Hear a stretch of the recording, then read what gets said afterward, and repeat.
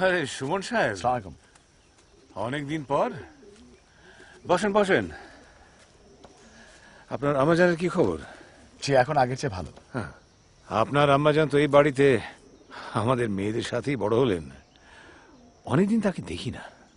খাজা সাহেব, আমি একটা আর্জি নিয়ে এসেছি। আমার পার্টির কর্মীদের এই গ্রামে একটু আশ্রয় দরকার। জায়গাটা খুব নিরাপদ, আর আমিও ভাবছি এই সময়টা এখানেই কাজ করব। বেশ, আপনার কাজ করেন, কিন্তু আমার গ্রামটা যেন নিরাপদে থাকে। এ বাড়িতে এলে কেমন একটা ক্ষয়িষ্ণু সামন্তবাদের গন্ধ পাই। ব্যঙ্গ করছেন কি ক্ষয়িষ্ণু বলে, নাকি সামন্তবাদী বলে? না না না না, আপনাকে ব্যঙ্গ করবো কেন? কিন্তু ব্যাপারটা কি জানেন, স্বাধীন বাংলাদেশ মানে তো পাকিস্তানিদের খেদানো না। সত্যিকার স্বাধীন বাংলা প্রতিষ্ঠা করতে হলে জনগণতন্ত্র কায়েম করতে হবে, রাষ্ট্র ক্ষমতায় প্রলেতারদের বসাতে হবে। সমাজতান্ত্রিক মতাদর্শ ছাড়া তো সাম্যবাদ সম্ভব না।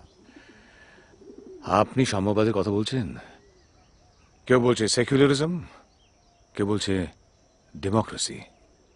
সুমন সাহেব, এই সবই কিন্তু ওয়েস্ট থেকে ধার করা মতবাদ। কিন্তু আমার এই গ্রামের কৃষক যে আজান দিলে খেতে গামছা বিছিয়ে নামাজ পড়ে, আবার সংগ্রামেও পিছপা হয় না, তাদের সত্যিকার স্বার্থ, তাদের চাওয়াটা কে কবে বুঝেছে বলেন তো? ধর্ম ধর্ম তো হচ্ছে অপিয়াম ফর দ্য মাস।